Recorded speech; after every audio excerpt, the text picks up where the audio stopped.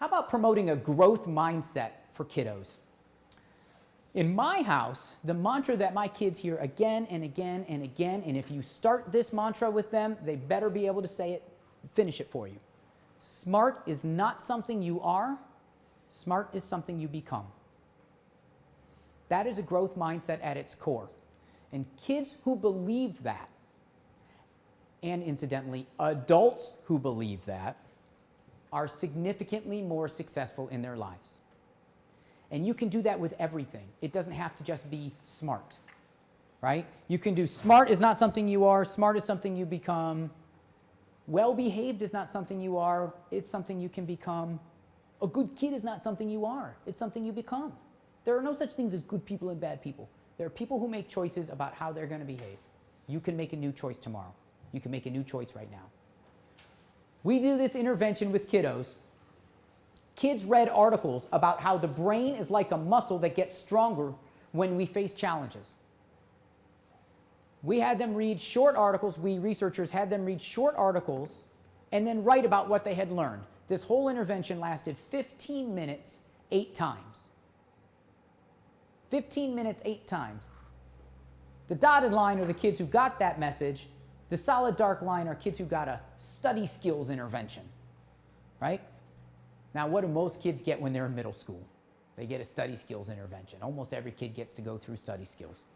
But here is the decline in academic achievement that we always see across middle school kiddos, right? That's just it right there. But the kids who heard this growth mindset, their academic achievement reversed, started to climb again. Now, what is it? It's 15 minutes for 8 times in a row. By my math, that's 2 hours. 2 hours of an investment over a span of 8 weeks fundamentally changes the academic trajectory of middle school kids.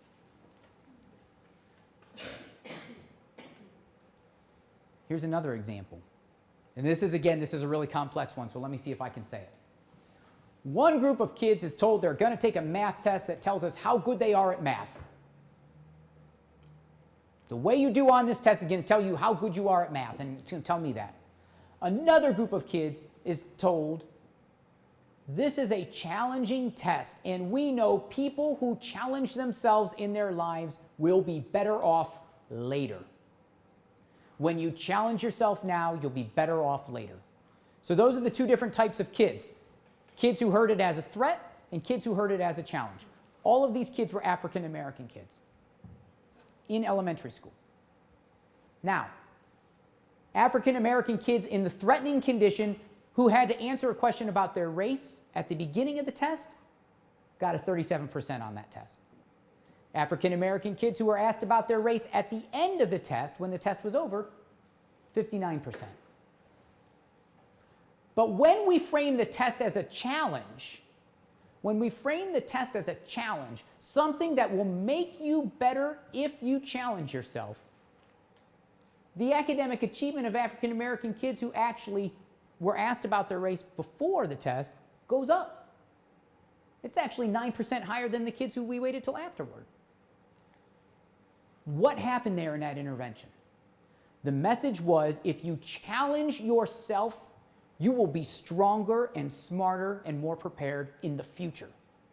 And then they reminded them that they were a member of a group that people maybe don't have as much confidence in, and they wanted to rise to that challenge and show, I can do this. Now, this is the exact same group of kids with the similar academic achievement, right? We give them a pretest, everybody just takes a pretest, then we put them in this condition. So just changing the nature of the test grew the academic achievement by 30%. Now, how many kids go to school every day and they believe a low grade on a test means I'm not good at math? They don't have to believe that. Racial achievement gaps occur when students are reminded of their identity before testing, and the test is of how good you are at math. When the test is a challenge that will make you smarter, racial identity can actually boost achievement. And again, this doesn't need to be about racial identity. It could be about gender identity. It could be about economic identity. How many kids challenge themselves in a new academic setting, and they look around the room and they say, I'm the only kid from my neighborhood here. I'm the only low-income kid here. I'm the only kid who was in the general class last year, and now I've challenged myself. Every time they find themselves as a minority and they're starting to worry about how things are going to go, this threat comes in. So here's the question I ask you now. I've just given you 5 examples of psychological interventions, had nothing to do with tutoring and reading and math, that can close achievement gaps by up to 40%. What if all of those interventions had been systematically implemented in Summit County? What if all of us were giving kids the same messages? Smart isn't something you are, it's something you become. When you face challenges, you'll be better off later in your life.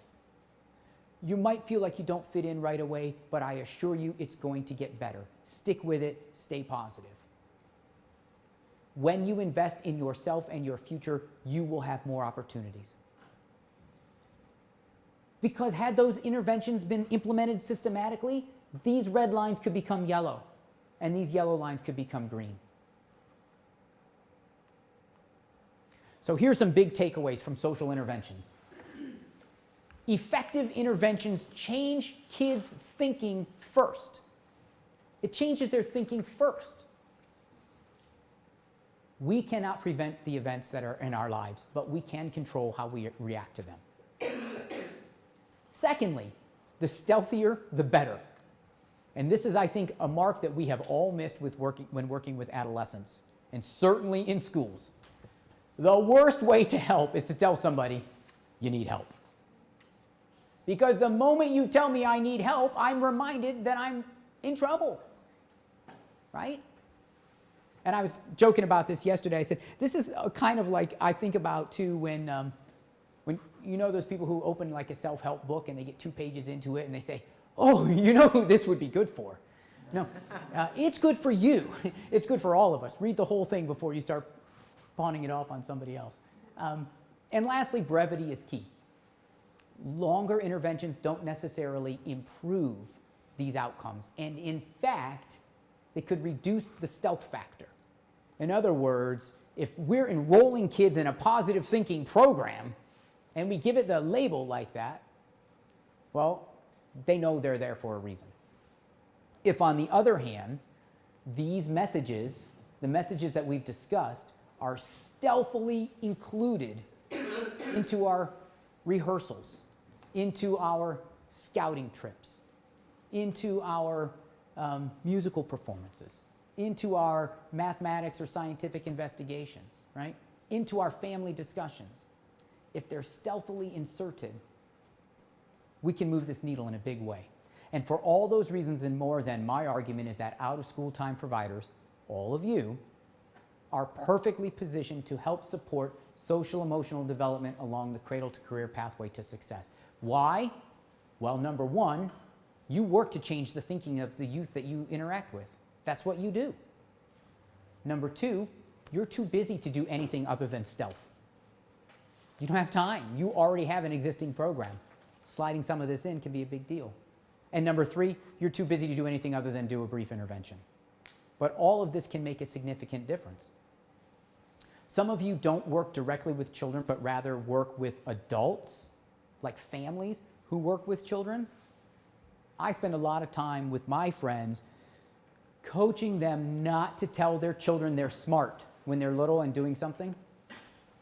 Because when a little kid does something that they draw a picture, or they read a word, or they sing the alphabet, they do something like that, and we all say, oh, way to go, you're so smart. Then what the kid is hearing is, this is a fixed trait called smart. And I just did something good, so now I'm smart. Or when a kid cleans up his room, and we say, oh, you're a good boy, because you cleaned up your room. The problem with this is the first time they encounter something that they can't meet with success right away, or the first time they make a behavioral mistake, if all they've ever heard is good work equals smart, good behavior equals good kid, then they will draw the conclusion that poor work equals I've reached my mental capacity, and poor choices in behavior means I'm no longer a good kid. So again, these same kind of messages can be tailored to families. How do we focus on the effort that kids invest and the strategies that they chose? So even if you don't directly impact kids, you can change the way that adults talk with kids and therefore move that needle. So the good news is that all of you in the room, the 15 of you in the room who said, man, you're so narrow with these metrics of test scores and attendance and we can't move that needle. The good news is that nonprofit organizations that support youth and families in the cradle-to-career space can contribute to student success without abandoning their core business or their core values. Keep doing what you're doing, do it well, and these other things can be outcomes. You can do this by identifying some of these research-based metrics that we've just discussed that are directly related to what you do for your kids or that become a byproduct. And we've had this conversation with several people in this room already. What you do is a vehicle for these byproducts. Some of you encourage persistence and self-efficacy and a positive outlook for the future through outdoor activities. Some of you do that through performing arts. Some of you do that through scientific investigations. Some of you do that through mentoring and strong positive relationships with adults. But your outcome, the thing that you're doing this for, is not for outdoor activities, creative expression, positive relationships with adults. It's for the next level up, which is instilling in children that belief that if I work hard, good things can happen. Belief in a passion for something, right? Those are those higher level things. And when we understand how what we do can lead to those higher level outcomes, and how those higher level outcomes we know predict academic success, everybody's able to tell the story of how they're contributing to work along the cradle to career continuum. So here's some of the things we've already discussed, and in a couple of minutes we're going to take a break. We talked about maybe we could help with early childhood development and wellness.